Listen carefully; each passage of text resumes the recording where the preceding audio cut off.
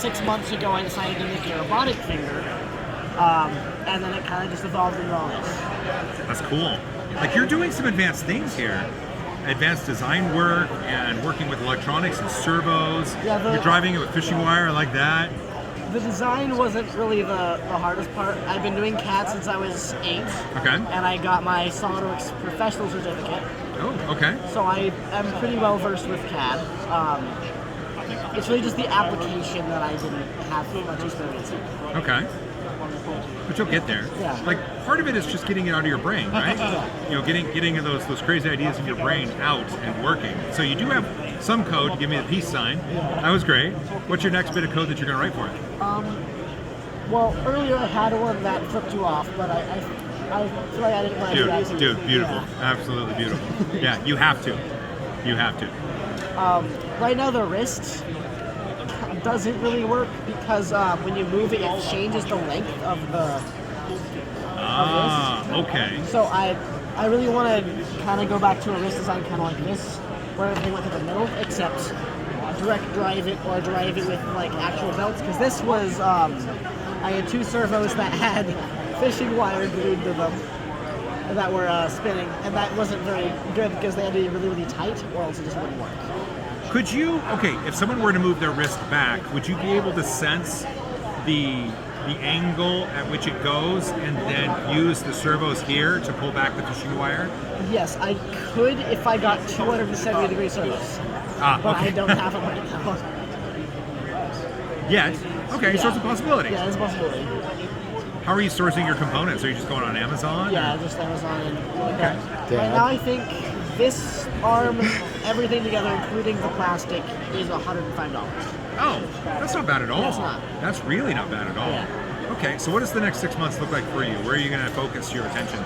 I'm gonna redesign the wrist, obviously, and then I want to try and make a system like this that's more reliable. Because the wires keep falling off of the wheels, Okay. which detensions the system and just messes everything up. Right. I also want to figure out a way to tension the wires, because right now I just have a bunch of holes in the wheel, and I just re-screw it at a different spot to tension the wire. Okay. Yeah, and then I want to, right now I'm using springs to pull it back. I want to use more servos so that I have more control over it. Oh, okay. Are there examples that people have done already Yeah. with designs that you could actually incorporate? Yeah, I've looked at, his name is Will Cogley. He made a robotic hand. The one that kind of opens up and Yeah. that everybody sees? Yeah, I know Will. Yeah, I looked at his a little bit, but I decided that I didn't really want to take from him too much. Okay. Well, his is all cogs. Like, there's no motors, if we're talking about the same guy, right? Well, I don't think we are. Yeah, are you talking about the guy that made the one on the metal? Yeah. Yeah, this other guy, he made a robotic arm. Oh, okay. Yeah. I don't know that guy, sorry. But yeah, I didn't want to take too much from him, so I decided to take my own direction. Sure.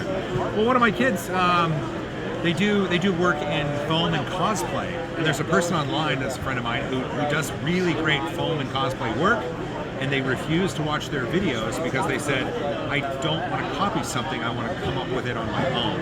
You're kind of like that, aren't you? That's my mindset right now. Okay. Cool. Dude, this is fantastic. You're well on your way. And you're how old? 15. Yeah, you've got plenty of time ahead of you to refine this design. What machine are you using, printer-wise? It's an A1. That's the mini. Oh, the mini right there. Yeah, I use the normal A1. Okay. Are you going to upgrade? Like, do you see yourself needing a bigger build volume or the ability to print like engineering grade materials? So the engineering grade materials, maybe, but I can get the hardened steel nozzle for it, and then I'll probably just build an enclosure. I'd have to get a different build for it. Okay. But Warren Tech. oh yeah,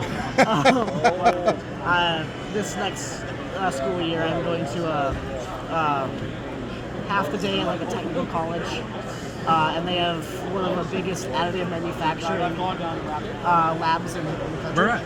It's called Warren Tech. Warren? Yeah, Warren Tech. It's here in Colorado. Oh, it's here. Okay. Yeah.